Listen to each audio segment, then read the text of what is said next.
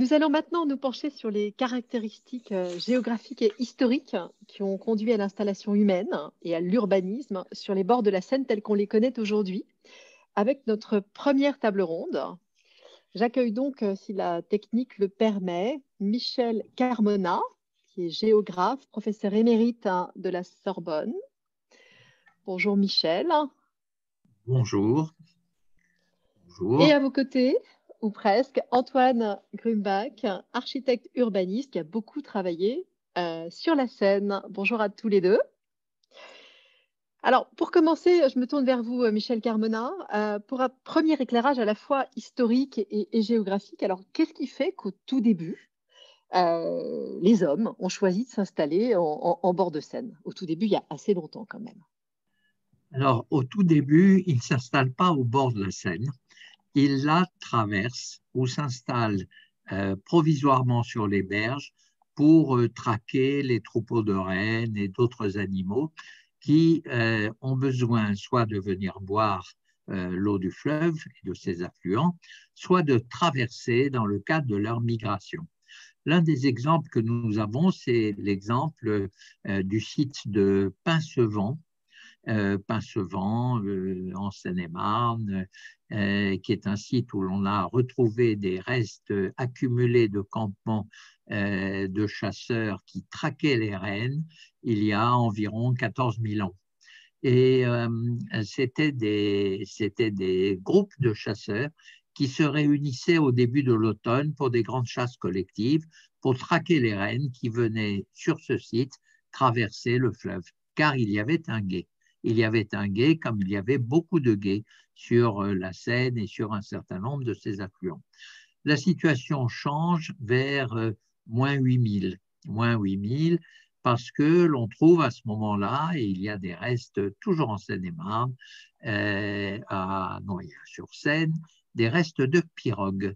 On a trouvé des pirogues fort anciennes, donc, puisqu'elles datent il y a moins 8000 ans, et ces pirogues alors appartenaient à des pêcheurs qui sont des pêcheurs installés sur le bord du fleuve.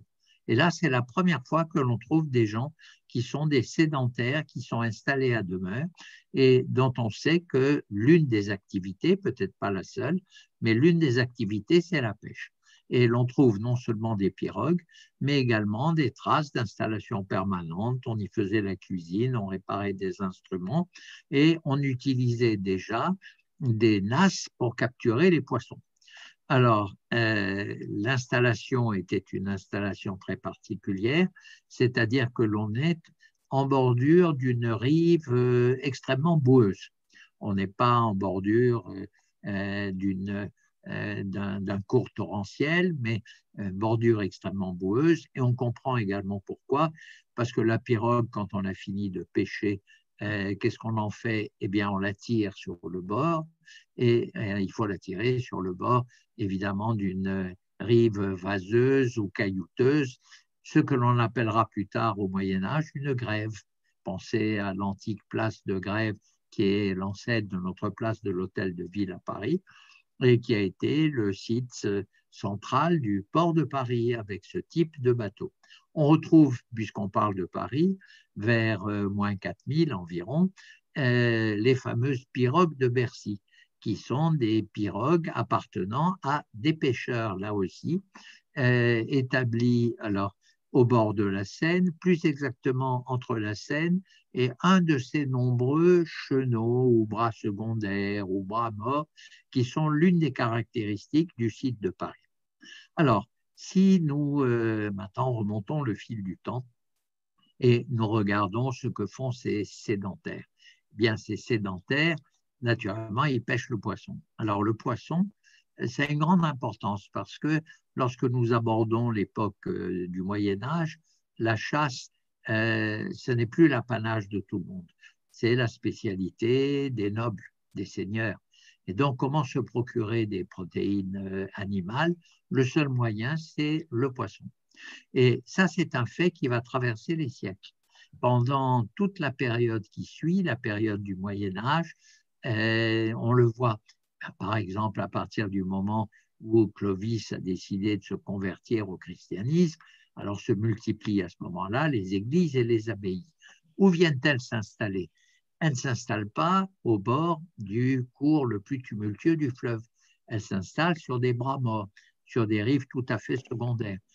Il y a 6 mois, je traquais avec des amis archéologues une abbaye datant de l'époque mérovingienne, installée à Bruyères-le-Châtel, qui est baignée par l'Orge. Alors certains étaient en train de chercher l'abbaye sur la colline du château, et très vite, moi je me suis permis de leur dire, mais écoutez, le texte de l'époque qui nous décrit la fondation de l'abbaye est extrêmement clair. On nous dit qu'elle est au bord de l'Orge et qu'à côté de cette abbaye, il y a d'ailleurs un village, et dans ce village, il y a un étang à poissons.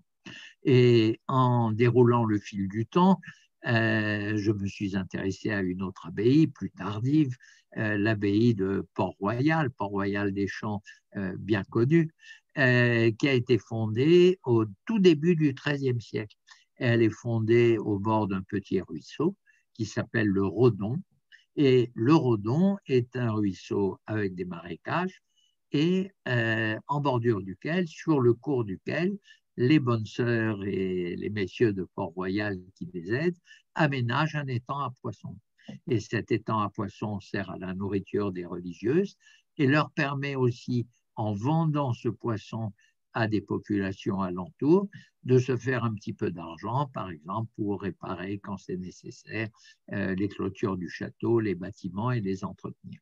Et l'on voit ainsi le fleuve avoir un rôle qui est d'abord un rôle alimentaire. Ça, c'est le point de départ. Naturellement, il nous fournit l'eau. C'est une banalité de dire que nous, humains, nous sommes constitués à peu près 80% d'eau et nous avons besoin d'eau pour notre vie et notre survie. Alors, nous sommes dans un pays et dans une région où, Dieu merci, nous n'avons pas des déserts à traverser pour aller chercher un point d'eau, une oasis. Nous avons tout un réseau, un chevelu, si je puis dire, de fleuves et de mini-fleuves, de rivières qui permettent de pourvoir à nos besoins en permanence. Mais qu'est-ce qui fait que nos ancêtres se sont installés de façon permanente au bord du fleuve? Ça a été d'abord la nécessité du poisson. Et puis là-dessus viennent les autres aspects. Nous sommes une espèce qui aime échanger, commercer, bouger également. On a la bougeotte chez nous. Et donc, le fait de pouvoir avoir un fleuve à proximité, à disposition, c'est très commode. Ça permet d'utiliser ces pirogues, des pirogues de plus en plus grosses, pour se déplacer sur le fleuve, plus seulement pour pêcher le poisson. Et le commerce devient l'une des caractéristiques de cette utilisation des fleuves. De la même manière, les gués, qui, je le rappelais tout à l'heure, sont extrêmement nombreux sur des fleuves qui sont des fleuves paresseux, avec des méandres, avec de nombreux bras morts, sont des endroits qui sont parfaits pour pouvoir faire la traversée des fleuves. Et donc, nous avons ainsi des routes de circulation qui sont des routes perpendiculaires. Et toutes les villes qui bordent la Seine et qui bordent ses affluents ont finalement cette logique qui est cette logique d'implantation. Et tout ceci, nous le retrouvons jusqu'au début des temps modernes, jusqu'à l'époque de Henri IV. Mais là, c'est une autre époque qui commence à s'ouvrir, une époque, j'allais dire, qui est plus proche de l'époque industrielle et moderne que l'époque médiévale qui s'achève avec l'arrivée au pouvoir de Henri IV et de ses successeurs. Alors, on va revenir aux époques ultérieures, justement, mais une première question, enfin, aujourd'hui, on n'imaginerait pas traverser la Seine à pied. Alors, à quelle époque est-ce que ces gués ont disparu? Bien, il y avait encore la possibilité de traverser à gué dans les années 1830-1840. Ce sont les travaux qui sont les travaux qui ne sont pas dus à Haussmann, mais qui avaient commencé avant lui, qui consistaient à border les quais, à border les quais, les bords de Seine, devrais-je plutôt dire, de quais en pierre, qui ont commencé à resserrer le cours du fleuve, à accélérer également son cours. Et à partir du moment où on resserre le cours du fleuve, évidemment, il y a toujours le même volume d'eau qui doit circuler, et ce volume d'eau passe avec une largeur qui est une largeur moindre, et peu à peu, les fonds de cailloux ont été emportés. Et puis, il y a eu des dragages. Mais déjà, l'effet naturel consistant à emprisonner, bon, ce n'est peut-être pas le bon mot qu'il faudrait employer, disons, à encadrer la Seine avec des quais, est un élément qui explique la disparition progressive des quais.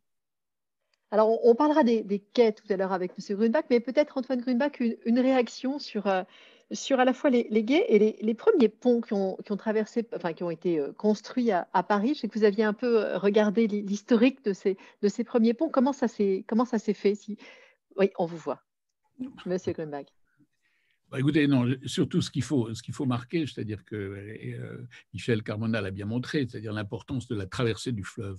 Mais moi, je voudrais insister une chose, c'est que l'organisation des villes le long de la Seine en général, ce sont dans les endroits où il y a un relief important par un plateau, se sont toujours implantés au pied des grands talwegs qui permettaient de remonter sur les plateaux. Parce que sur les plateaux, c'était là où il y avait des grands espaces agricoles et il fallait descendre les mettre sur des bateaux pour pouvoir les amener. Donc, en fait, très tôt, dans les premières implantations urbaines qui se font, et bien sûr, Rouen en est un exemple très particulier, puisqu'il y a plusieurs talwegs qui convergent sur Rouen, les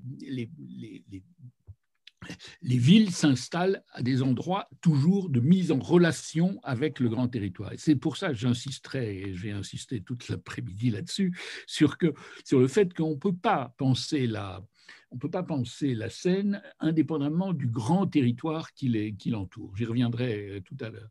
Mais ensuite, bien sûr, les hommes construisent des ponts. Et c'est là tout le génie de l'humanité, d'avoir inventé les ponts. Et bien sûr, chaque pont, les premiers ponts deviennent des éléments extrêmement importants, bon, à tel point que toute l'urbanisation s'organise autour de ces ponts.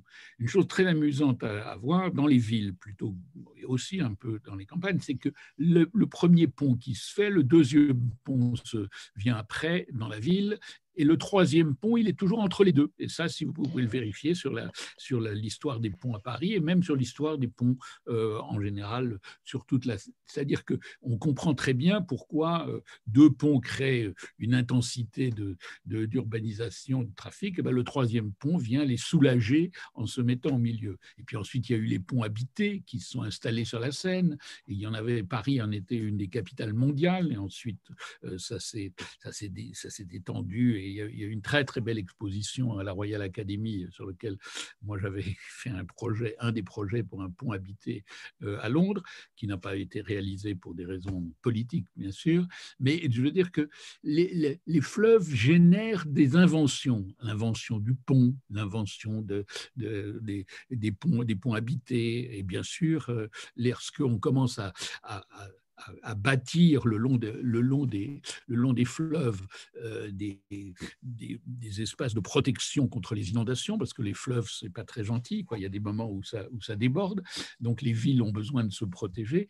On invente toute une série de choses qui sont liées aussi à des choses qu'on ne voit pas. C'est toutes les évacuations des eaux des eaux usées qui allaient dans la ville un peu n'importe où, commencent à être canalisées. Et donc, il y a toute une réflexion sur canaliser les eaux avant de les laisser se jeter dans la Seine pour pouvoir les dépolluer ou bien envoyer les endroits les plus pollués en dehors des zones habitées. Donc, alors, justement, pardon, je redonne la parole peut-être à M. Carmona. On arrive sur cette canalisation et les premiers traitements des eaux usées, si on peut dire. Est-ce que là, on est au 19e, hein, et vous nous avez dressé tout à l'heure un tableau peut-être jusqu'au 18e. Qu'est-ce qui s'est passé dans la Seine, dans cette deuxième phase, si on peut dire, à partir du 18-19e siècle, hein? Moi, je dirais que l'histoire de l'époque industrielle commence, comme je l'ai dit tout à l'heure, autour du règne d'Henri IV. Il y a de plus en plus de monde en France, dans les villes. La population augmente. Et la population des villes, qu'elles soient grandes comme Paris ou moyennes tout le long de la Seine et de ses affluents, augmente également considérablement. Alors, à la fin du XVIe siècle, au début du règne d'Henri IV, les fleuves sont des endroits de convivialité, si je puis dire. On s'y baigne volontiers, et l'époque de la Renaissance a mis la nudité à l'honneur, et donc on se baigne tout nu. Ce qui fait que certains chroniqueurs nous racontent que depuis le bord de la Seine, il y a des voyeurs qui sont là pour regarder les hommes, les femmes, évidemment, et profiter de leur nudité. Et puis, l'époque devient un peu plus austère, justement à partir du règne de Henri IV, et donc on se baignera de moins en moins. Mais c'est aussi l'époque où Henri IV ordonne de corseter la Seine avec donc une opération qui va durer pendant 250 ans, 300 ans, mais qui a eu les conséquences que j'ai dites tout à l'heure. C'est le moment également où on multiplie les constructions d'égouts, de bouts d'égouts. Il n'y a pas véritablement de réseau, mais il y a des égouts qui se créent pour éliminer les eaux usées. Et l'attitude à l'égard de la Seine change complètement. Vous avez des médecins qui, jusqu'au milieu du 19e siècle, vont vous expliquer qu'il ne faut pas se laver trop souvent. Et l'eau de la Seine est considérée comme bonne pour le lavage dans la mesure où elle est acide, c'est-à-dire, disons-le, très polluée, et bonne uniquement pour un certain nombre d'usages, comme le lavage et comme plus tard les utilisations industrielles. Et ce qui fait que la Seine devient, comme vient de le dire Antoine Grimbach, un véhicule d'eau usée, un véhicule de pollution, mais elle reste un vecteur de transport. C'est le principal axe de déplacement le plus commode. Et le ministre de Henri IV, Sage Sully, aurait dit que les fleuves, c'était des chemins qui marchent. En tout cas, il avait élaboré un plan qui était un plan extrêmement ambitieux d'aménagement du territoire à l'échelle nationale, consistant à relier l'ensemble des fleuves français par des canaux, et en tout cas à canaliser les fleuves qui en avaient besoin pour qu'ils puissent transporter des charges commerciales plus importantes que les bateaux du Moyen-Âge. Et cette navigation s'intensifie avec l'arrivée de la machine à vapeur qui permet d'avoir des transports de marchandises et des transports de voyageurs d'une très très grande intensité sur la Seine et sur ses principaux affluents, et qui permet également en même temps de pouvoir fournir de l'eau, puisque cette eau, elle n'est pas bonne pour la boisson, elle n'est pas bonne pour la toilette, pour la santé, disent les médecins, pour donc les industries qui en ont besoin et qui s'installent en bordure. Et c'est le moment où vraiment s'intensifie la pollution de la Seine et de ses affluents à cause de cette utilisation pour l'industrie. Et c'est seulement, je dirais, au début du XXe siècle, que l'attitude à l'égard de la Seine va changer, que l'on va considérer que la Seine peut avoir une fonction de loisir plus importante. Alors, cela existait, vous me direz, mais attendez, au XIXe siècle, il y a bien les tableaux champêtres, les impressionnistes, etc., etc. Mais oui, mais vous voyez déjà des parties qui sont des parties champêtres, avec des bains à l'intérieur du fleuve, des parties de pique-nique en bordure, mais vous voyez à côté le pont sur lequel passe un train avec une locomotive qui crache sa fumée de charbon, et puis petit à petit, l'industrie va grignoter ces espaces. Et je crois que c'est ça, évidemment, le grand changement qui explique que nous ayons aujourd'hui un véritable enjeu des rapports entre la ville et le fleuve, comme vient de le rappeler Antoine Grimbach et comme l'ont rappelé les orateurs précédents, puisque nous vivons en grande majorité dans des villes qui sont des villes qui bordent la Seine, ses affluents, et qu'il y a effectivement une poussée de la part de beaucoup de citadins de grandes villes en direction de villes moyennes, de villages, toujours situés près du fleuve, et avec le problème de qu'est-ce qu'on fait du fleuve et comment le traite-t-on. Alors, justement, je me retourne vers vous, Monsieur Grunbach. Quel constat est-ce qu'on peut faire aujourd'hui sur l'urbanisation en bord de Seine et son éventuelle évolution qu'abordait déjà Monsieur Carmona? Écoutez, d'abord, comme vous le savez, je crois que il ne faut jamais oublier une phrase célèbre qu'a faite Bonaparte lorsqu'il était encore que Bonaparte au Havre, en disant « Paris, Rouen, Le Havre, une seule et même ville dont la Seine est la grande rue ». C'est-à-dire c'était une intuition absolument extraordinaire, déjà de Paris au Havre. La Seine est la grande rue. La Seine est le vecteur d'identité de l'ensemble d'un grand territoire qui se caractérise par une chose qui, moi, me frappe, c'est un modèle de mégapole qui est une alternance ville-nature. Vous avez, le long de la Seine, une alternance permanente entre des zones urbaines ou industrielles et puis des zones qui sont soit agricoles, soit forestières. Et ce modèle d'une grande mégapole multipolaire, mais où il y a de l'alternance nature-ville, c'est un modèle très, très, très, très positif pour la compréhension de ce que c'est et ce que devraient être toutes les grandes urbanisations urbaines. En plus, bon, ça a été dit par M. Dugouin-Clément tout à l'heure, la Seine, c'est aussi le vecteur qui met en rapport avec la mer et avec le Havre. Jusqu'au Moyen-Âge, c'était Rouen. Ensuite, bien sûr, le déplacement et la création du port du Havre. Et bien sûr, Fernand Braudel, le grand historien, disait que, bien sûr, la phrase a son désavantage, la capitale française est continentale. C'était très intéressant pour moi, c'est que Braudel disait c'est le Havre qui devrait être la capitale française parce que c'est à l'articulation, et pourtant déjà ce n'était pas encore les 80% de trafic maritime qui nourrissent l'économie de tous les grands pays développés. C'était déjà une intuition qui me paraissait essentielle. Donc, qu'est-ce que j'aurais à dire? C'est que la Seine, il faut la voir comme le dit, la grande rue d'une très grande métropole, et que cette conscience qu'on participe tous d'une géographie qui est organisée autour de la Seine, c'est quelque chose d'extrêmement important et un véritable modèle d'organisation urbaine. Alors, une réaction, M. Carmona. Oui, mais je souscris totalement à ce que vient de dire Antoine Grimbach.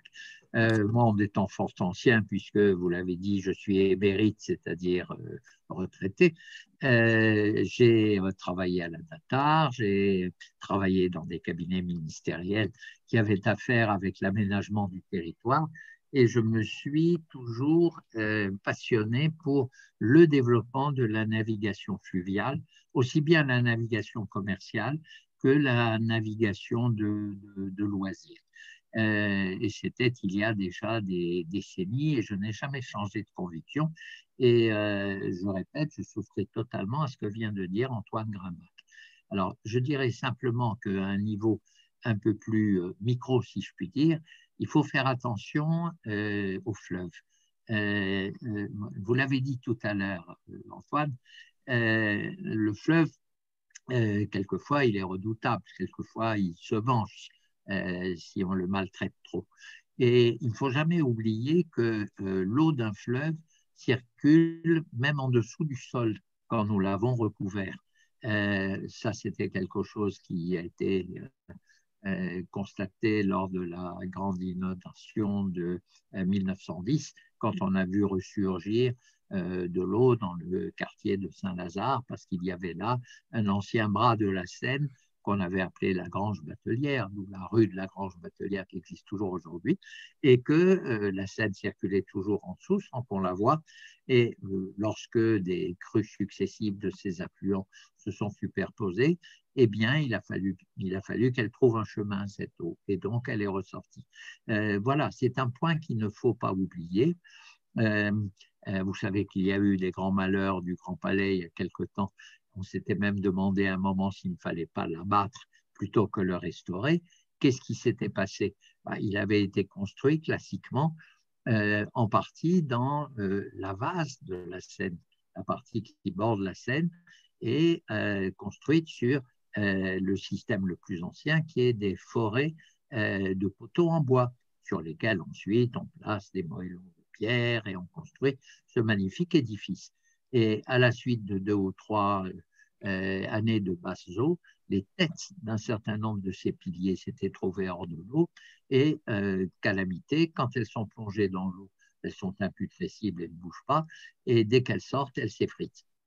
Voilà un exemple, hein, un exemple qui montre que le fleuve, il faut l'utiliser, mais en le ménageant et en pensant à ce qui peut être sa réaction si on ne le ménage pas. Pardon, c'est un mauvais jeu de mots, mais il faut le ménager tout en l'aménageant. Mais je répète, je ne suis pas du tout pour une vision passéiste, en l'occurrence, pas du tout. Et encore Alors, une fois, c'est vraiment la grande rue de la France que cet justement, axe de la Seine. justement, dans une vision d'avenir, comment est-ce qu'on peut redonner sa place à la Seine, en l'occurrence, Monsieur Grumbach? Écoutez, je crois que moi, je m'intéresse beaucoup à l'aménagement du territoire à l'échelle de la France et particulièrement avec la Seine. Je pense qu'il y a une grande région capitale qui est la vallée de la Seine.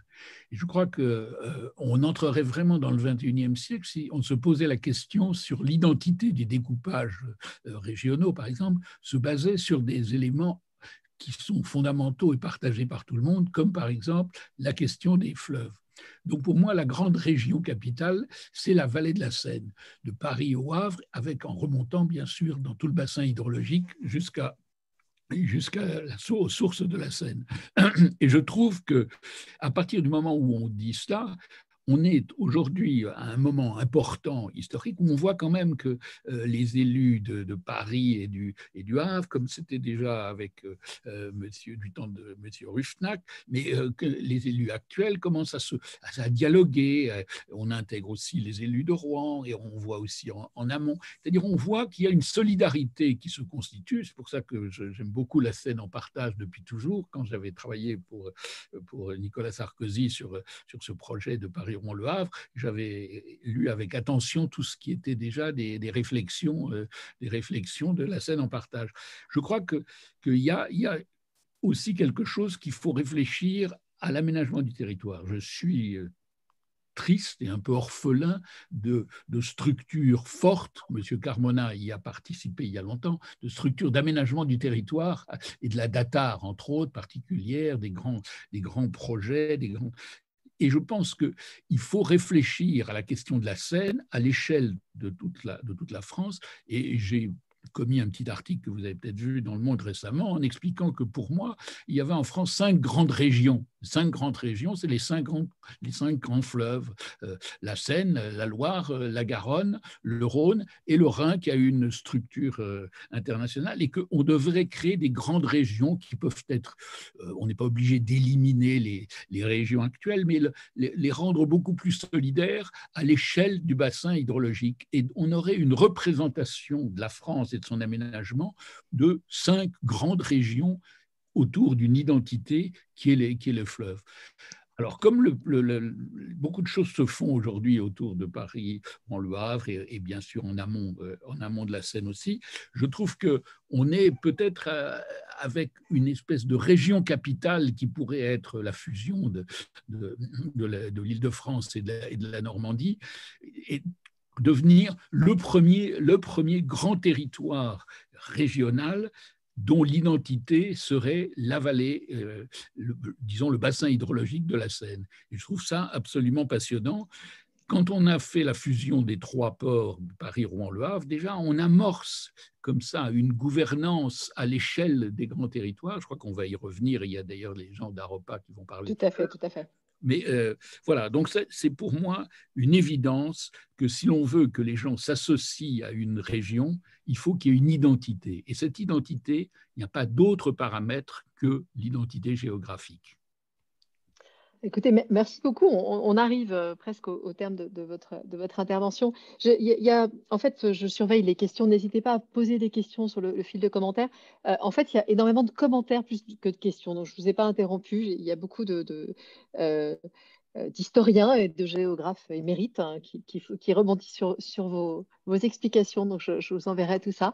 Peut-être un dernier point, Michel Carmona. Je crois qu'Antoine Grumbach nous a donné un message pour tous tous les élus et tous les responsables de collectivités qui nous écoutent. Quel serait votre message, vous, pour ces élus qui nous écoutent?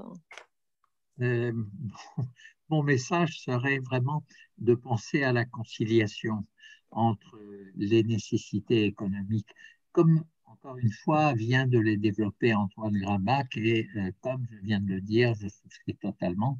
Et puis la question du respect du fleuve, ce qui veut dire aussi les aspects paysagers. Je crois que nous devons, en même temps que nous devons favoriser l'utilisation commerciale du fleuve, des fleuves, nous devons en même temps préserver les îles, des paysages traditionnels, des fonctions de divertissement, et nous devons prêter beaucoup de soin à l'aménagement des parties du territoire qui sont riveraines du fleuve. Il faut avoir accès au fleuve, mais je ne suis pas sûr qu'il faille et qu'il soit très prudent de construire, comme l'exemple du Grand Palais que j'ai donné tout à l'heure le montre, de façon trop proche du lit majeur de la Seine. Voilà, c'est ma recommandation, mais je crois que ce n'est pas toujours facile, mais il faut essayer de tenir bien les deux bouts de l'équation.